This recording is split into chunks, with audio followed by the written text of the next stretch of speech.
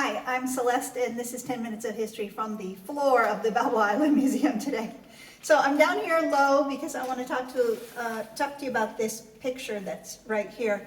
The topic that I'm going to talk to you about today is the census, and basically the interesting and fun things that you can find out about your family and the history of your area if you go through and just kind of get into looking at the census. There's a lot of great information in there, and it is fun to go in there and see things. I had seen this picture of these school children. This is an 1899 picture of a school class in Newport Beach. It's not the first one, but it was one that had the names on it. And I'd seen it in several books, and I kind of thought, gee, it would be kind of fun to go through and look that up and see who those kids were. And I never did it. I just stuck it in a file and put the idea on it, put it in my idea file, and said, I'm going to do that someday. When we moved the museum to this location, I decided to pull that file out and put that in this museum because I thought it was a fun way to highlight the very beginning of the wharf area in Newport Beach by not showing you the men and women that lived there, but by showing you their children. And when I did get into this and got into the census, I recognized a lot of these names already just because they are the children of the people who did everything in Newport at that turn of the century. But as I got into it, there were some blanks in here too, and I could just figure out from the census, because it's a pretty short census in 1900, who the missing kids were just by finding the rest of the kids that were living here. But it's really fun to go through here, and how I did this was, I just took that picture and I just started writing all over the picture. I lettered these kids and went through and went on the census and found out what their parents did, if there were ones that I didn't know. So I'm just going to go through here and point out some of these kids to you because it's really pretty fun, especially if you've been in Newport a long time, to recognize these names. So first of all, right here we have, these are Collins kids, and you can always pick them out. They're in some earlier school pictures too. You can pick them out because they kind of had these hooded eyes, and they're just adorable, and they're always dressed really nice. And most of the kids in this picture are dressed really nice. The boys are wearing like scarf ties, and the girls, their best collars and pinafores, and so they're really decked out for this picture in this beach town.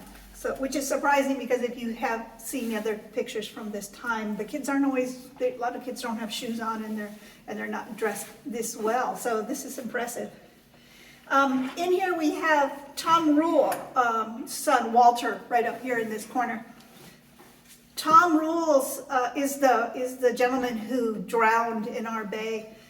He was the pilot that brought you in to the McFadden's Wharf when it was at Newport Landing inside the bay. And because of his dad, that's the whole reason that we moved the center of Newport Beach from Newport Landing out to the wharf, because of the danger of coming into the bay. So without his dad, that wouldn't have happened. I did see him on the next census, and he was living up in a group home up in San Francisco. So his life took a big turn after that incident happened.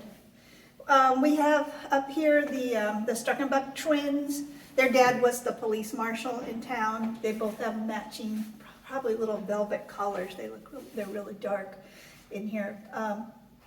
He was also on the first city council here in Newport. Down here we have, this is Ramona Duarte, and she was one of the Duarte kids. There were a whole bunch of them, and they lived at the landing. And she wrote a cute little history book, and she was a really esteemed member of the Newport Beach Historical Society way back when. And this account that she writes about living on the landing is a great one if you ever get your hands on that. Let's see, who else do we have here? We have the McCullough kids, all three in a row right here. Their dad was a fisherman. We have the Shermers and Willie, who is right here, and his sisters are down here. Their dad worked at the wharf. He was in charge of the wharf. And the story is that the night Willie was born was the first night a ship came into that wharf, and that as that ship's whistle sounded, Willie arrived. And so that's kind of cute, and so he has a lot of history associated with him. We have the Macmillan kids here. Let's see, Hugh is right here, and his sister is over here. Sadie, they end up running the store down at the wharf. Their dad is in charge of the water. He's like the water superintendent, which is later in the history. They end up running that store. I think I told you when we talked about telephones that they had the second switchboard in town in their store when they had like 50 lines in Newport. Their uncle, James, is the one who was one of the pilots that brought the boats in, just like Tom Rule did. And James lived at the landing as well. He lived in one of those houses that was eventually floated across the bay over to the wharf area. Let's see, who else we have in here? We have Mr. Wright, he's the teacher here.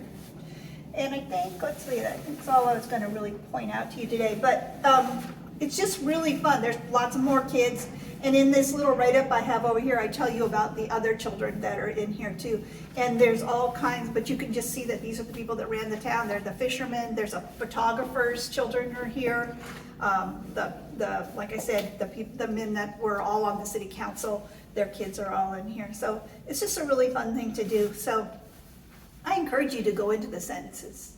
My house here on the island, my husband and my house, was built in 1929, so it was super easy to go into the 1930 census and find who lived in my house. And that's kind of fun to do too. If you go into the census, let me show you how you do this. You just basically pull up a census, and if it's one where they have already interpreted it for you, because it's super hard to read, you need a magnifying glass to see this if you can't go into the index.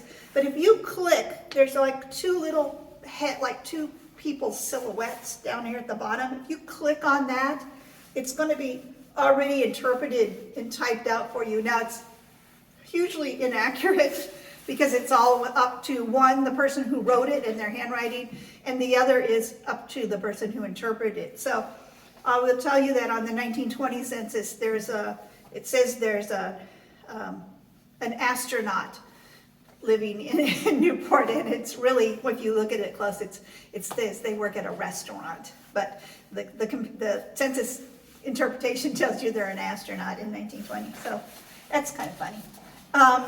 When you go in and you find a person, if you highlight them and you can print them out, here's Joe Beek here. And you can ask it. It will say, do you want to print out the index? And if you ask it to print out the index, you're going to get a whole page on that person. Here's Joe Ferguson, who lived down on the end of the peninsula. Here's the Valleys. I don't know the Valleys. So you can do that, and then you can see it without ruining your eyes like I have. So as you go through the census, you can find out different information about the town. So like I said, here's the 1900, and it's about 2 pages of people here in Newport. When you get into 1910, we have 10 pages.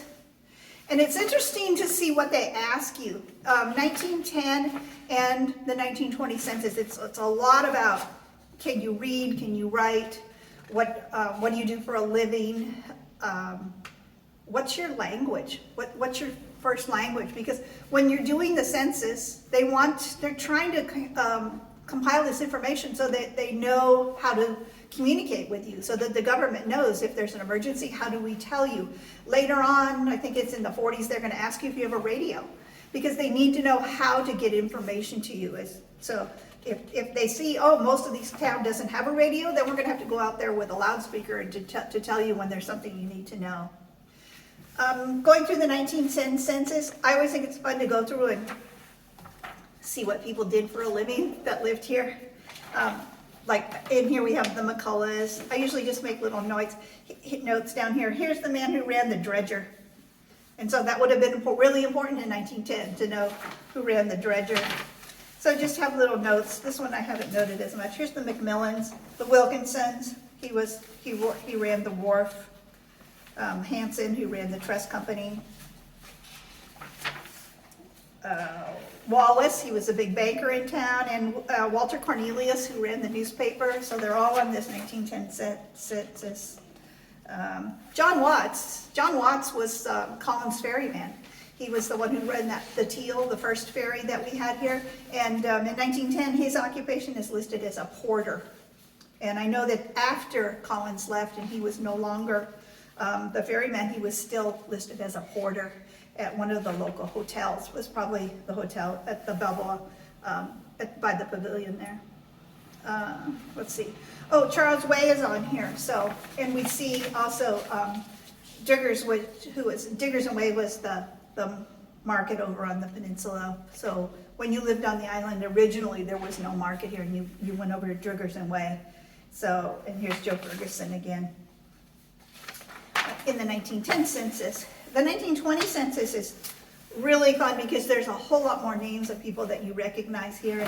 And I like this census a lot. This is 27 pages, so it's pretty thick. One of the reasons I think it's so big is because you have these big farm families. And what this covers is the peninsula, Balboa Island, Newport Heights, and then Newport Mesa, the area they call, which I assume is up there by Mesa Drive. So Heights would be closer to the cliffs, and then, or not the cliffs, but the ocean, because you're still on the cliffs up the Mesa. Obviously, that's what Mesa means. And this one, we go through the 1920, we see all kinds of people that we recognized. Ferguson's Valleys, Greeley, he's a big guy in the city. We've got Joe Beek, single, he's 32 years old. Now, interesting, in the 1920 census, I just said it was Balboa Island. There is no Balboa Island listed in the 1920 census because no one lived here. And that's something to remember when you're talking about the census, is that this is people who lived here. If this was your vacation home and you weren't in it, in fact, it says here on the side, many vacant houses, and there are no house numbers. So there's not a single house number on this 1920 census. They're just giving you approximate blocks of area. But a lot of people on the peninsula, and here we had, on the second page, we have Joe Beek, like I said, single, 32 years old, living on Main Street. And then on Washington and Ocean on the peninsula, here's his wife to be 20 years old. Here's Carol right here with her family renting a house over there. We've got, Beckwith here in 1920. Beckwith, I told you before, is the man who really started the very first boat parade just by loading his boat up and putting people on it. So, and he was the postmaster here in town. What are we at? 12 minutes. Well, 12, okay. Diggers, we've got a Collins here. I know that there's a Majeska here. It's not Madame Majeska, but it's a relative of hers still on Bay Island.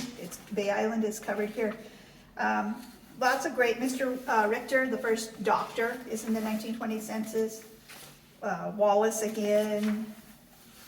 Fun, there's a couple people that are musicians here. There's a cellist, there's a violinist.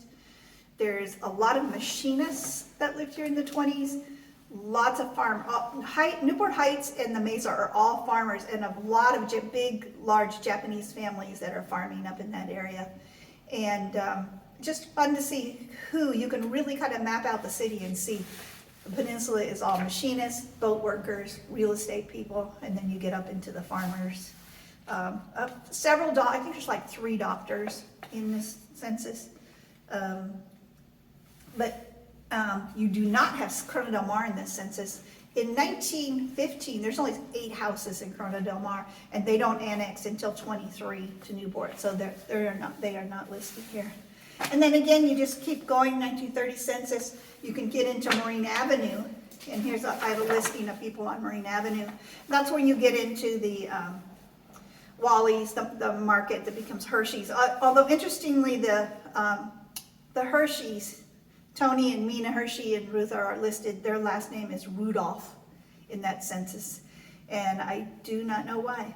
So unless they chose a name to, because their name was Hershey back in Germany, and maybe they picked a name that was easier to translate at that time. And then we have the Fergusons, and we have all these other people that are doing the shops. And the very fun thing about this 1930 census is you can see on Onyx Avenue, which is just behind Marine Avenue, a lot of the people that ran the shops lived on Onyx, so they could just walk to their shops really easily. And we also have a lot of teachers that lived here in the 30s. And then we come up to the 1940 census. Again, this one is larger. It's not huge compared to the 1920, but I think that's because the families are not as big actually at that time. But again, you just get this. This person had wonderful handwriting. This is much easier to read. Like I say, we're at the mercy of that person. I encourage you to go through, look for your house if it's there. You can also go into the phone records. It's kind of fun to see what your phone number was. Here's Joe Beek's number. It's Harbor 528 in the 1936 directory. We also have the 1916 voter registration. So if you're looking for people, there's all kinds of different ways you can do that. So let's see, I think that's about it. I think we kind of covered all the fun stuff you can do with the census. So I encourage you to do it. It is really interesting to do that. And if you have trouble with it, come on down to the museum. We'll help you figure it out. So that's it. Thanks for listening.